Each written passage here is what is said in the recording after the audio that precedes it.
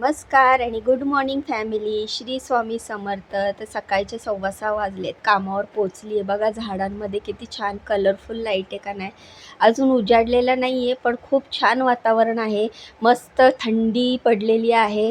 तुमच्याकडे थंडी आहे का? तर मुंबईमध्ये सध्या मस्तपैकी थंडी आहे. तर या थंडीमध्ये मी कामावर पोचली. अजून पूर्ण उजाडलेलं नाही आहे. तर ह्या बिल्डिंगमध्ये मी कामाला येते. तर ह्या बिल्डिंगमध्ये मी काय काम करते, तर मी इथे जेवण बनवायला येते आणि कूक, घरकामवाली बाई, कामवाली बाई असे काय काय वेगळे वेगळे नावं आहेत आमचे. तर माझ्या व्हिडिओमधनं मी तुम्हाला असे माझे जे रोजची आहे, रोजचा प्रवास, रोजचा डेली ब्लॉग तोच दाखवण्याचा प्रयत्न करते की आमचं डेली रुटीन काय असतं, आम्ही कामावर कधी येतो, काम काय करतो. तर हेच सगळं मी दाखवत असते माझ्या व्हिडिओतनं. तर तुम्ही बघू शकता मी पहिल्या कामावर पोचली आणि इकडे काय बनवलं आहे ते दाखवते. तर पहिल्या कामावर मी लंचसाठी बनवलेली आहे पनीर बुर्जी. तर मस्तपैकी अशी पनीर बुर्जी बनवलेली आहे. तर माझे दोन्ही कामावर मी जिथे जिथे काम करते ते दोन्ही व्हेजिटेरियनच आहेत. त्यामुळे मला तुम्हाला नॉनव्हेज डिश दाखवता येत नाही. पण घरी जर एखादी डिश बनवली मी तर तुम्हाला दाखवण्याचा नक्की प्रयत्न करेल. तर पनीर बुर्जी लंचसाठी बनवल्यावर ब्रेकफास्टसाठी बनवला आहे हा व्हेजिटेबल उपमा. ह्याच्यामध्ये गाजर, बीन्स, कॅप्सिकम, कांदा, टॉमॅटो हे सगळं टाकलेलं आहे. खूपच टेस्टी आणि हेल्दी असा हा व्हेजिटेबल उपमा आहे. त्यानंतर पनीर बुर्जीबरोबर खाण्यासाठी ही बीटरूट मल्टीग्रेन आट्याची रोटी बनवलेली आहेत. सगळी ग्रेन ह्याच्यामध्ये मिक्स आहेत. तर अशा प्रकारे आपला लंच आणि ब्रेकफास्ट बनून झाला आहे. तर पटापट टिफिन पॅक करूया. तर टिफिन पॅक करण्याआधी सरांना मी हे पाणी देते. तर हे चहा वगैरे किंवा ब्लॅक टी वगैरे नाही आहे, तर हे अजवाईंचं पाणी म्हणजेच ओव्याचं पाणी आहे. तर 1 कप पाणी घेतलं, त्यात ओवा टाकला आणि खळखळ उकळून ते अर्धा कप केलं. चांगलं उकळल्यानंतर पूर्ण त्याच्यामध्ये ओव्याचा अर्क उतरल्यानंतर ते गाळून घेतलं आणि त्यामध्ये साधं पाणी मिक्स केलं आणि हा पाण्याचा कप मी सरांना देते. जवळपास मी नेहमीच देते. तर डब्बा काढायला गेली आणि डोळ्यात काहीतरी गेलं, चोळून चोळून डोळे लाल केले आणि मग त्यानंतर सरांचा डबा भरायला घेतला. तर आज सर फक्त ब्रेकफास्टच घेऊन जाणार आहेत कारण लंच त्यांचं ऑफिसमध्ये आहे. तर जेवण आणि ब्रेकफास्ट मी दोन्ही बनवलं आहे, पण मला टिफिन फक्त ब्रेकफास्टच पॅक करायचा आहे, जो की आपण व्हेजिटेबल उपमा बनवलेला आहे. तर हा व्हेजिटेबल उपमा मी टिफिनमध्ये पॅक करते आणि तोच सर आज फक्त ब्रेकफास्टच घेऊन जाणार आहे. तर बघू शकता तुम्ही किती मस्त कलरफुल उपमा दिसतोय ना. तर उपमा बनवताना थोडीशी उडदाच्या डाळ टाकायची फोडणीमध्ये, त्यामुळे उपम्याला चव खूप छान येते. आणि उपमा झाल्याच्यानंतर भलेही तुम्ही तो तेलात जरी बनवला उपमा, तर वरून थोडंसं तूप टाकायचं, त्यामुळे खूप छान चव लागते. तुम्ही आलं किसून पण घालू शकतात. तर टिफिन पॅक झाल्याच्यानंतर सरांचा टिफिन हॉलमध्ये नेऊन ठेवला. टोडूला अंडं दिलं आणि मग मी लागली साफसफाई करायला, म्हणजे हेच ते किचन साफ करायचं. रोजचं काम आहे माझं, स्वयंपाक झाल्याच्यानंतर किचन असं साफ करायचं. तर रोज हे मी तुम्हाला व्हिडिओतनं दाखवत असते. तर डेली मी असं व्यवस्थित सगळं क्लीन करत असते.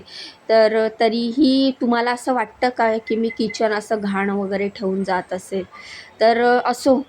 तर माझं हे रोजचं काम आहे आणि ते मी करते प्रामाणिकपणे. स्वयंपाक झाल्याच्यानंतर किचन वगैरे साफ करते आणि पाणी देऊन आली टोडूला, कारण त्याच्या पाणी द्यायचं होतं, त्याचं पाणी संपलं होतं. टोडूला पाणी दिल्यानंतर पूर्ण बाकी राहिलेलं किचन क्लीन केलं. माझी पर्स उचलली आणि मी निघाली दुसऱ्या कामावर. तोपर्यंत चांगलाच सूर्य उगवलेला होता.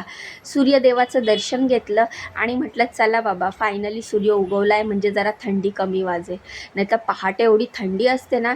मात्र ती 7:30-8 वाजता असा सूर्य उगवल्यावर थंडी जरा कमी होते. मात्र नंतर ऊन जास्त कडक होतं.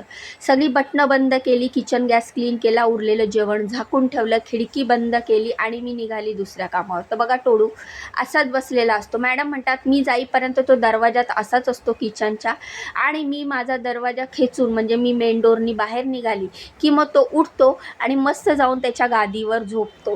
म्हणजे मी ब्रेकफास्ट दिल्याच्यानंतर तो माझी जायचीच वाट बघतो. मी गेल्यावर मस्त तो त्याच्या अंथरुणावर जाऊन झोपतो.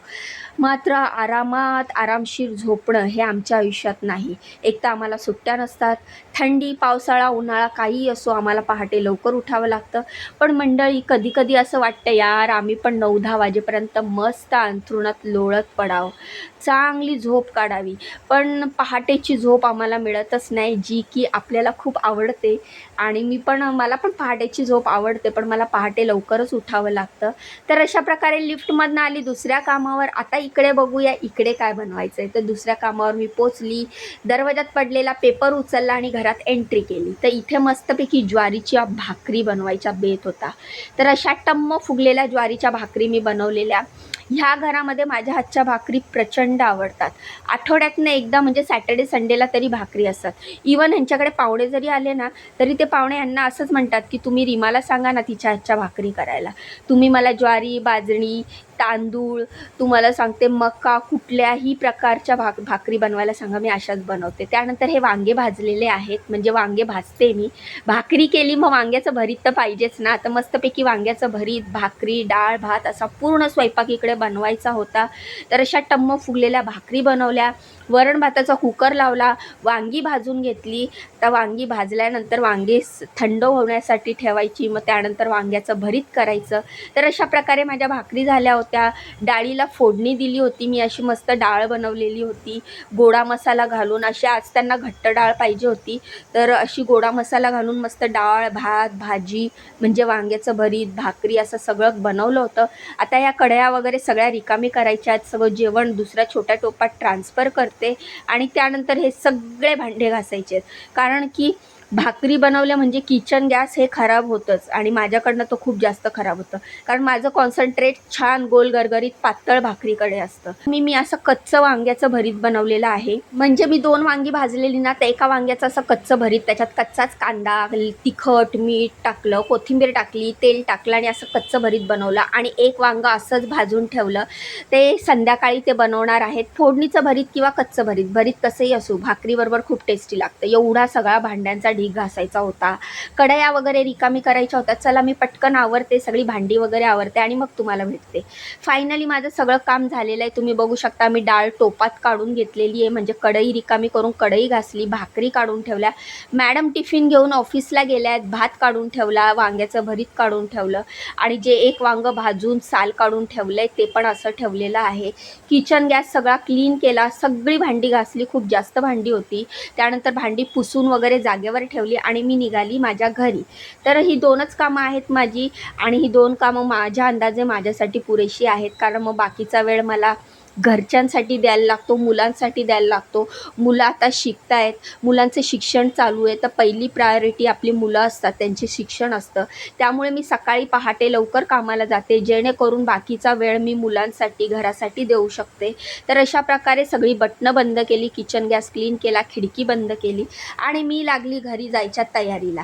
तर शाळा सुटल्यानंतर मुलांना जो आनंद होतो ना घरी जाण्याचा, तसा काही आनंद मला घरी जाण्याचा कामावरनं सुटल्यावर होतो. मी खूप खुश असते की अरे वा, माझ्या आजचा दिवसाचं काम झालं आणि मी आता घरी जाणार. मात्र घरी गेल्यावर पण कामं असतातच. लिफ्टची वाट बघत होती आणि लिफ्टचं बटन दाबलं, फायनली खाली उतरली आणि असं कडकडीत ऊन पडलेलं जसं की दुपार झाली आहे, पण सकाळच्या थंडीमध्ये खूप छान वाटत होतं. ती ह्याच टॉवरमध्ये येते कामाला मी. खूप मोठा आणि खूप छान टॉवर आहे. ही इकडे येते, ही व्हॅन म्हणजे ह्याला बग्गी म्हणतात. तर ही बग्गी इकडून गेटपर्यंत सोडते. किती छान आहे ना ही बग्गी, मला खूप आवडते आणि जास्त फास्ट नाही चालत, पण माझी इच्छा आहे एकदा ह्याच्यात बसावं. पण ही बग्गी फक्त रेसिडेन्शियल लोकांसाठीच आहे, जे इकडे राहतात त्यांना गेटपर्यंत सोडते. इवन मी कधी गाडीने आणली तर मला वाटत नाही ती लोकं मला सोडतील, पण आमच्या मॅडम सांगतात मला की रीमा मी बग्गीवाल्याला सांगते तुझा बग्गीने, पण असं कधी झालं नाही आहे. मी गाडी घेऊन येते त्यामुळे हा प्रश्न पडत नाही. तर असा होता हा आजचा दिवस. धन्नोला चावी लावली आणि मी चालली आहे घरी. तर कसा वाटला व्हिडिओ कमेंट करून सांगा, लाईक सबस्क्राईब करा.